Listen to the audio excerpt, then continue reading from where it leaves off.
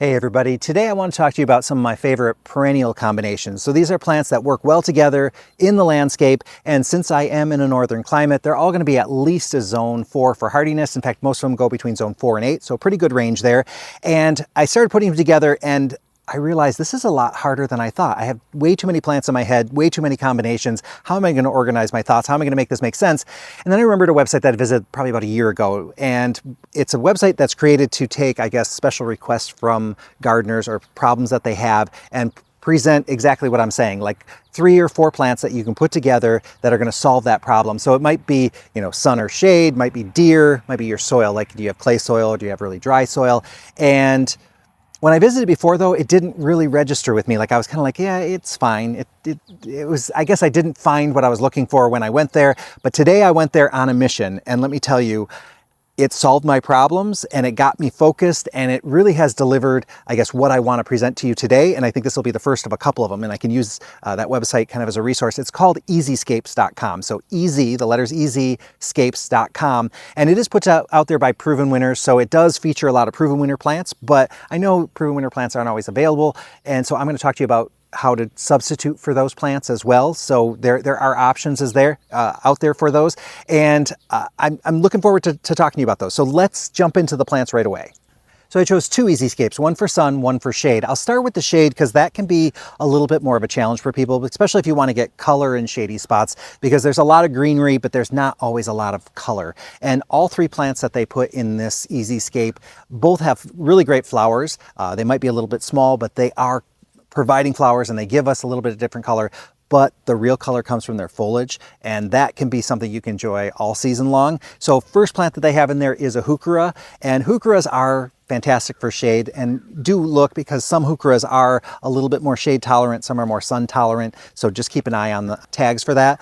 But Heuchera is nice because, number one, hummingbirds love it when it's blooming, so they're also called coral bells, and they also have really nice leaf textures, and some of them are going to be a little bit more frilly, some of them are going to be a little more flat or loose looking, but the colors where it really comes in. So I'm going to show you these 3 here. So down here I have one called Zipper, and I absolutely love how this plant looks. The leaf on it is almost like a red lettuce kind of look to it. It's really beautiful, looks really nice, and it does get a nice little flower. And the color holds up really well on coral bells or on Heuchera, mainly because they're semi-evergreen. So even after frost, they don't go and turn brown on you. They keep their color.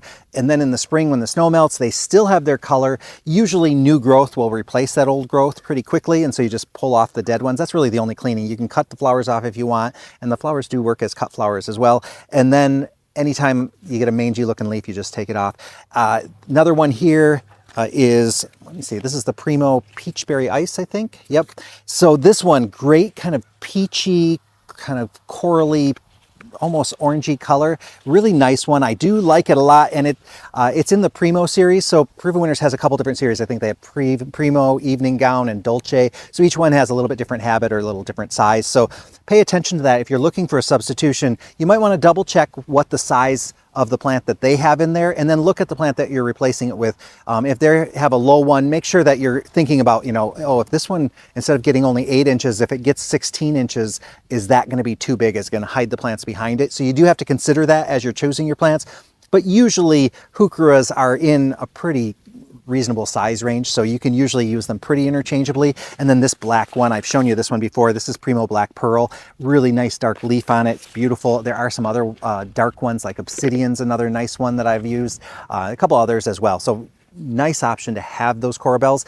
Coral bells, though, I will say, some people in some locations don't have real good luck with them, and I think that's because they like kind of consistent moisture. They don't like to sit, though, in really wet soil, really damp spots, especially in that springtime when they're coming out of their dormancy. And so people who put them in those really low-lying kind of ditch areas, they don't have good luck. And they also don't like to be completely dry, so you can't put them out somewhere where they're going to dry out. And so you have to keep that in mind, and they do like fertilizer as well. So if you give them fertilizer, you're going to have healthier looking leaves, you're going to get more flowers, and a lot of the varieties rebloom as well. So that's a nice feature of them. So you'll get those flowers, and then a little bit later they come back a little later on. So it's a nice kind of plant to have around. The next one is going to be hostas, and I've talked to you about hostas before.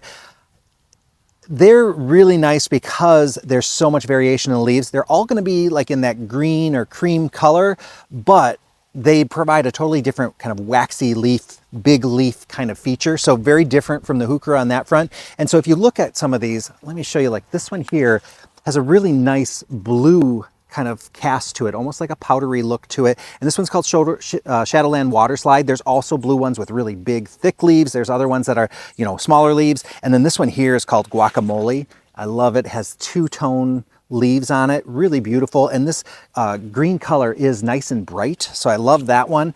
And then this one here is another Proven Winners one. It's called Shadowland Woo La La. And so you can see it has that little lighter rim on it, a little bit bigger size. So you do have to watch the size though on your hostas, because there are micro hostas that only get like 4 or 5 inches tall, and then there's ones that get, you know, 3 or 4 feet tall. So be careful when you're choosing your hostas that you're just checking that height, so that you're not going to, you know, really turn yourself upside down in your design, where suddenly you're putting a hosta in front of, you know, that's really big in front of a plant that's a lot smaller. So that's another thing to consider. Now the other plant they have is this Pulmonaria, or a lungwort, and these are known for having these beautiful speckly leaves.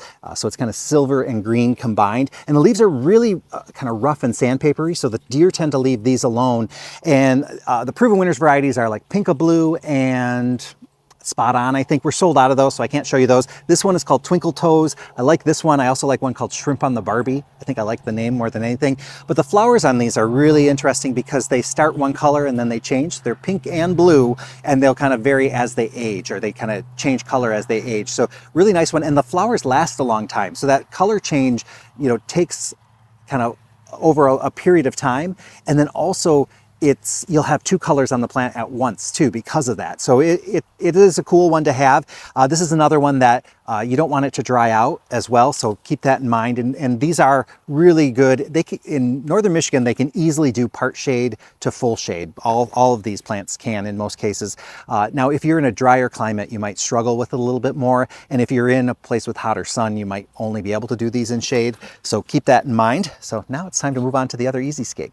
So the sun-loving EZscape I picked mainly because it's loaded with color. Now they also have it listed as deer resistant, which is a bonus of this one, but I really picked it because of this one. This is a Heliopsis. This one is specifically called Tuscan Sun, and it's really got a beautiful flower, and I mean, that is fantastic, covered in blooms, and it has a nice habit. Sometimes the Heliopsis can get a little leggy or long. This one stays a little bit more compact, keeps the branches really strong. It's a beautiful one.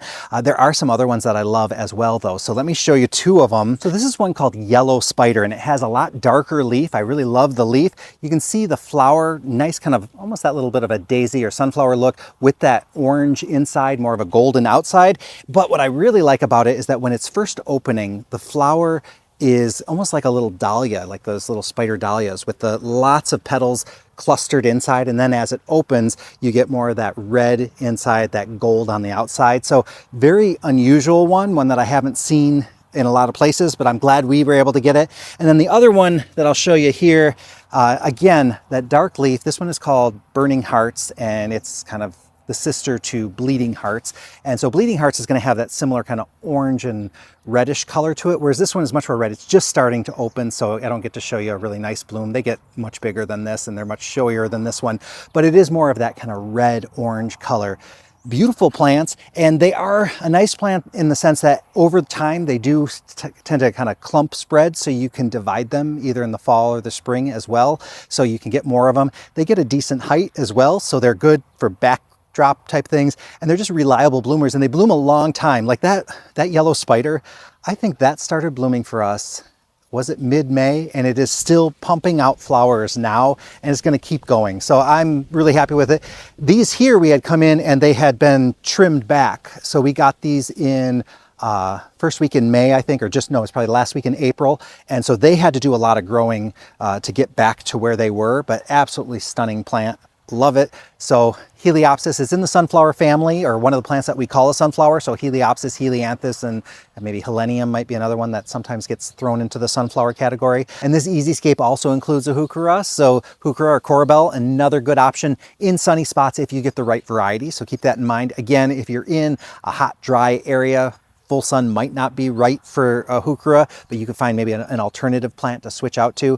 And then it also has some dianthus. So dianthus is in the carnation family, and they tend to have these kind of blue tinted foliage, and they tend to mound a little bit. And if you plant them close together, they will kind of grow together and create a giant blanket, or a blanket like a pillow, kind of like your petunias do. And then they do get these relatively small blooms. So this variety here, can't remember the name of it. It is called Frosty Fire. There's a lot of dianthus on the market. I do have some proven winners varieties as well. So you can see this one here is called Paint the Town Fuchsia. So really great color on this one. And then this is another one from proven winners. It's called, let's see, Cranberry Cocktail. So it's from their Fruit Punch series. And this one's a double. So you can see the difference between a double flower and the single. And the dianthus will rebloom all season. They do a little bit better job of reblooming if you deadhead them. So I usually wait until a lot of them are pretty much spent, and then I'll go through and do a quick trim. You do have to be a little more careful with your trimming because you can end up cutting off a lot of buds if you're not too careful. But if you're not careful, you can always shear them back, and then you just wait longer for that rebloom. But the next flush is usually really nice on dianthus. So I do like that about them. They tend to like just medium wet soil. They can handle a dry down every once in a while, but you don't want them to sit out in a dry, unwatered area for long periods of time. I notice here in Michigan, though, we don't have to do tons of supplemental watering with our dianthus. You know, we just got to make sure on those hot days that they're getting the water that they need. Other places, though, you're going to want to make sure that they're getting their regular water. The last plant that is in this one is a catmint, and they recommend, let me see which one they say. They have the Cat's Pajamas, and the other proven winners one is Cat's Meow. Difference is the size of the plant. We're sold out of that one, but I do have this one, which is the Sylvester Blue, I think it's called. Yeah, Sylvester Blue. I really like this one. Now this one's kind of at the end of its run. It's on its second flush of flowers, and then when it's completely done, or when it starts looking a little mangy, we just go back and I just shear it back. So I kind of just take a bunch, cut it. I think I've shown you how I do that before. And then in about 2 weeks, it's usually back in bloom. So it's a really nice one for that.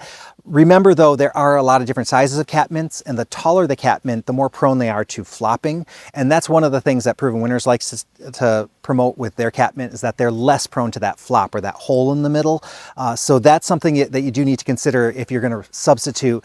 Either look for a low variety or one that does mention the flopping or that hole in the middle, because it really does look like your cat will be able to just nest right in the middle of it.